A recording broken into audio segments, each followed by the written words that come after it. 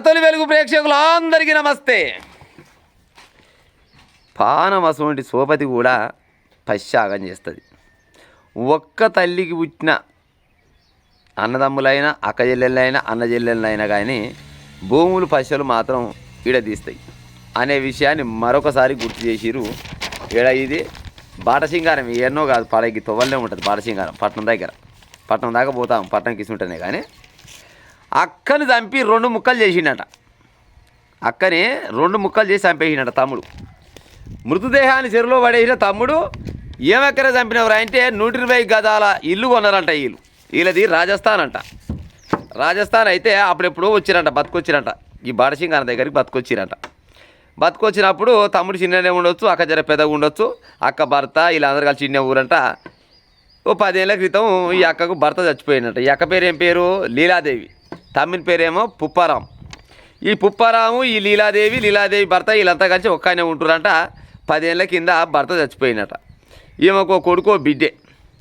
అయితే ఇక ఈమె కొడుకు బిడ్డే ఈ తమ్ముడు వీళ్ళంతా కలిసే ఉంటురంట. ఈ మధ్య కాలంలో ఇక బాటసింగారం దగ్గర ఓ 1.5 ఏళ్ళ క్రితం ఏమో ఓ 120 గజాల ఇల్లు కొన్నారట. ఇల్లు కొన్నప్పుడు ఏం చేసిరంట, తమ్ముడు ఏం చేసిండు తెలితోడి తమ్ముని పేరు మీద రాపించుకున్నట.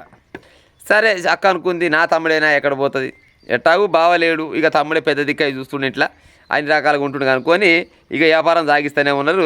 ఇలా షాప్ పెట్టుకున్నారంట, ఏదో షాప్ నడుస్తూనే ఉంది. ఇక ఎంత కొన్నా కానీ ఎన్నడుకున్నా కానీ మళ్ళీ అడగాలిగా భాగం. తమ్మి మరి 2 పొత్తులు కొంతిమి, 120 గజాల ఇల్లు కొంతిమి, మరి నా భాగం ఏమాయరా అని అడిగిందట. ఇక తమ్ముడు ఈశ్వరూపం చూపించిందట. ఎక్కడి భాగం, ఏం కథ, భాగం ఎక్కడిది నీకు అని తమ్ముడు అన్నాడంట. అరే ఇద్దరం కలిసే కదా పైసలు పెట్టి కొన్నది, మరి నాకింత భాగం వస్తే 120 గజాలల్లా మరి నాకెంతో కొంత వస్తుంది కదా అని అంటే, అమ్మర కొడుక మా అక్క ఇచ్చి పెట్టే కాలం లేదు, ఈ 120 గజాలు ఇల్లు కావాలంటే మా అక్క ఉండొద్దు, ఎట్నాలు చేయాలి, మా అక్క పని చేయాలి, మా అక్కని చంపేయాలనుకొని ఫిక్స్ అయ్యాడు. ఒక్కడే కాదు, వీళ్ళ షాపులో ఇంకోటి రాకేష్ అంట. ఆ రాకేష్ అంటోడు పని చేస్తారంట. ఆయన్ని పట్టుకుండు. ఈ షాప్ పక్కపోయినోడు మిర్చి బండి పెట్టినట. ఆయన పేరు ఏం పేరు? సునీల్ కుమార్ అంట. ఈ సునీల్ కుమార్ అంటోడు మిరపకాయ బజ్జీలు వేస్తారట. ఆయన పట్టుకుండు. ఆ మిరపకాయ బజ్జీలోని షాపులో పని చేస్తూ పట్టుకున్నట్ట. మంచిగా ముగ్గురు బిగ్గర వేసారంట. ఎట్లన్నా చేసి ఏమైనా చేసి మా అక్కని లేపేయాలరా అనుకురట.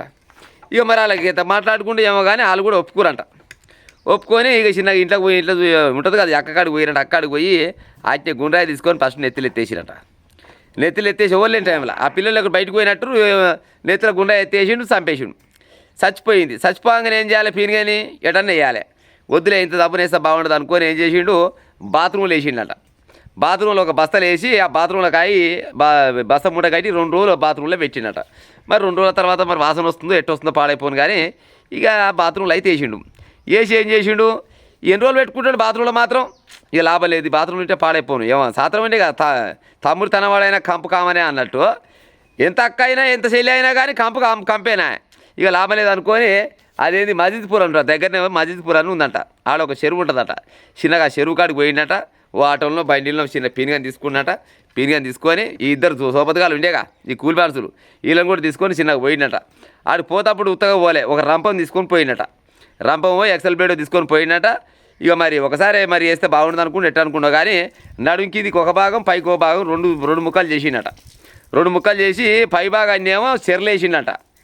కింది భాగాన్ని ఏమో తూము ఉందట, ఆ తూములు వేసిండట. తూములు వేసి సప్పుడేకి ఇంటికి వెళ్ళొచ్చి మళ్ళీ మా అక్క ఎక్కడ పోయిందని అడుగుతారుగా పిల్లలు. అక్క ఎక్కడ పోవచ్చు అని చుట్టుపక్కల వాళ్ళు అడిగితే మా అక్కకు చెడు అలవాట్లు ఉన్నాయి, మా అక్కకు ఇంకొకరితో సోపతి ఉంది, మా అక్క మళ్ళీ పోయినట్టు రాజస్థాన్ పోయినట్టుంది అని అక్కడక్కడ ప్రచారం చేసి చిన్న పోలీస్ స్టేషన్లో పోయి కంప్లైంట్ ఇచ్చిందట. మా అక్క దొరకలేదు నీ 80 పోరగాడు. మళ్ళీ ఈ చంపింది ఈయనంతే, 2 ముక్కలు చేసింది ఈయనంతే, చెరలేసింది ఈయనంతే, తుమ్ములేసింది ఈయనంతే, మళ్ళీ పోయి పోలీస్ స్టేషన్లో కంప్లైంట్ ఇచ్చింది ఈయనంతే. కంప్లైంట్ ఇస్తే పోలీసు వాళ్ళు ఇక వాళ్ళ రకంగా ఎంక్వైరీ చేస్తుంటారు కదా, ఎంక్వైరీ చేస్తా ఊరంట. పిల్లలకు మాత్రం చెప్పిండట, కోడలకు అల్లుడికి చెప్పిండట, మీ అమ్మ క్యారెక్టర్ మంచిది కాదు, మీ అమ్మ ఎక్కడో పోయింది, ఇక అటే పోయినట్టుందా అని చిన్న నమ్మవాళ్ళకి ఉన్నాడు. పోలీసు వాళ్ళకు ఈయన ప్రవర్తన చూసి అనుమానం వచ్చింది. పోలీసు వాళ్ళు ఉత్తగానే కొలువులు వస్తాయి. పోలీసు వాళ్ళకు చాలా తెలివి కళ్ళు. మరి వీడైతే కంప్లైంట్ ఇచ్చిండు కానీ మరి ఎట్ట లెక్క ఏం కథ అనుకొని చిన్నగా ఎంక్వైరీ చేసిరంట. ఈ ఇల్లు వాళ్ళది మాది, ఎట్ట కొన్నావు, గిట కొన్నావు, మరి మీ బావ ఎక్కడ పోయిండు, 10 ఏళ్ళ కింద చచ్చిపోయిండు, ఆ తర్వాత మీ అక్క నువ్వు మీ పిల్లలంతా ఒక్కనే కూడా ఉన్నాం, మరి ఇన్ని రోజుల దాకా మంచిగా ఉన్నాక ఇప్పుడు ఎట్ట పోయింది అంటే పోయింది. వీడు చెప్పే ముచ్చటకు పోలీసులు అడిగేదానికి 2 పొంత నాకు జరుగుతలేమంట. ఈ పొంతనైతే లేవని అలానే ఓ పోలీస్ ఆఫీసర్ జర తెలికల్లోడు ఉన్నట. నాకెందుకో డౌట్ వస్తుంది ఈయన మీద ఈయన్నే అడుగుదాం అనుకొని చిన్నగా ఈయనే తీసుకుపోయినట్టు లోపల తీసుకుపోయి అడిగిరంట. చెప్పురా అసలు ముచ్చట చెప్పు, ఎక్కడ దోలాడ మేము మాత్రం ఎక్కడ దోలాడతాం చెప్పు, నీకు అంత ఎరికే ఉన్నట్టుంది, అసలుకి మీ అక్క ఉన్నదా లేదా, నిజంగానే ఓల్తోడన సోపతుంటే పోయిందా, లేకపోతే నువ్వేమైనా చేసినావా చెప్పరా నాయన అని అడిగిరట. లేదు సార్ అట్టేట సార్ అని తడబడుతున్నాడు, చెప్పుడే తడబడుతున్నట. పోలీసు వాళ్ళు మా తెలివి కళ్ళు ఇక ఇట్ట చెప్పకాలం లేదనుకొని మంచిగా రూరుగారు మంచిగా ఆందం పూసిరట. ఆందం పూసి ఇక వాళ్ళ స్టైల్ ఉంటాయి కదా పోలీసు వాళ్ళ స్టైల్ అడిగిరట.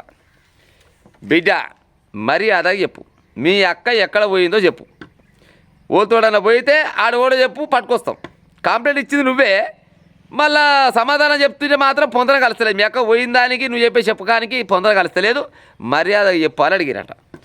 ఇక ఎంత చెప్పినా కానీ ఎంత అడిగినా కానీ చెప్పకుంటే ఇక వాళ్ళ స్టైల్ వాళ్ళు అడిగేసరికల్లా ఆ దెబ్బకి దేవుడు అతుకొచ్చి చెప్పిండట. సార్ మా అక్కకి ఎలాంటి పాపం తెలియదు, నేనే 120 గజాల ఇల్లు కొన్నాం, పొత్తులనే కొన్నాం, ఊగా పొత్తు అడుగు పాడవుతుంది, పొత్తు అడుగుతుంటే ఏం చేయాలి అమ్మాయి ఆశకు వచ్చి చిన్న గెట్టన చేసి మక్కను చంపాలనుకున్నా, మక్కను చంపి ఇంట్లో ఉన్న పిల్లలను నమ్మబలికి ఇచ్చిన బాగానే కానీ ఆల్రెడీ ఓడు ఇంట్లో చేపల పని చేస్తుని పట్టుకున్నా, ఆ నిరపకాయల బండిని పట్టుకున్నా, బజ్జీల బండిని పట్టుకున్నా, అటు ఇటు చేసి కథం చేసినా కానీ పాడైపోను, మీరేం అనుమానించారు దాకా అటు చేసి ఇటు చేసి నన్ను దొరకబట్టారు.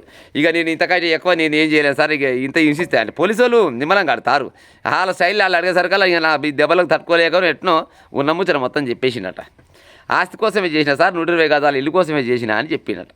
చెప్పగానే పోలీసు వాళ్ళు బిడ్డ చంపేది నీ వంతే, మళ్ళీ పారేసేది నీ వంతే, వచ్చి కంప్లైంట్ ఇచ్చి మీ వంతే, పోలీసు వాళ్ళం అంతా మేమేమన్నా ఎడ్డోళ్ళం అనుకుంటున్నావురా, మాకు తెలియదు అనుకుంటున్నాం ఓడి చంపింది ఏం కథ అనేది అని పోలీసు వాళ్ళు అడిగేసరికల్లా మొత్తం ఉన్నమాట మొత్తం చెప్పినట్టు. చూడురి 120 గజాల ఇంటి కోసము తోడబుట్టిన అక్కని 2 ముక్కలుగా నరికి మళ్ళీ ఆమె తిరిగిపోతుంది, మంచిది కాదు, ఇంకోలెమ్మడి పోయింది, లంగా దొంగ అని బదనాం చేసుకుంటా తిరిగిండి. గిడు పుప్పారాజు అంటే ఈయన పేరు, రాజస్థాన్కి వెళ్ళి వచ్చిరంట, బతుకొచ్చారంట.